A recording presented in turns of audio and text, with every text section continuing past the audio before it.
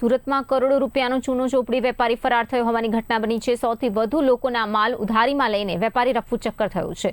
Ring road સ્થિત સાંઈ દર્શન માર્કેટના કાપડના વેપારી પાયમાલે જ્યાં 128 લોકો સાથે છેતરપિંડી આચરી હતી।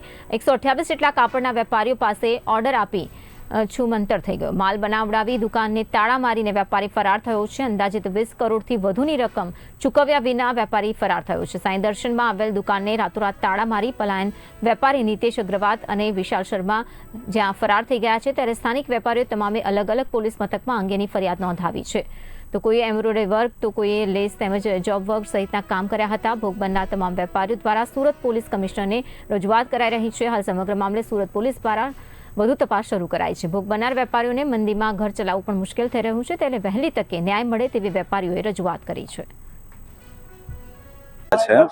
અને અમે જયજીન પેઢી કે જે નીતેશ સાવરમલ અગરવાલ સાથે સતત 1 વર્ષથી કામ કરતા હતા અને તેઓ હાલ 20 કરોડ રૂપિયાનું છેતરપિંડી કરીને ફરાર થઈ ગયેલા છે।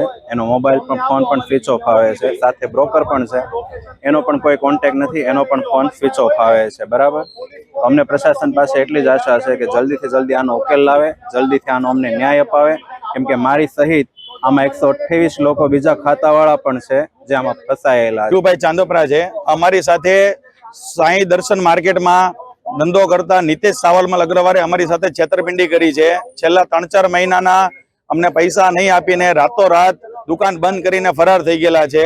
પહેલા અમને વિશ્વાસ અપાવ્યો, ટાઈમસર પૈસા આપેલા છે અને પછી ભરપૂર માત્રામાં માલ આપીને એ લોકોએ દુકાનમાં કોઈ અંગત કારણોસર, મરણ કારણોસર દુકાન બંધ છે એમ કરીને એ લોકો રાતોરાત 300-400 પાર્સલ મારી અને એના પૈસા રોકડા હાથ વગા કરીને અત્યારે ફરાર થઈ ગયેલા છે। અમે અત્યારે પોલીસ કમિશનર કચેરી આવ્યા છીએ।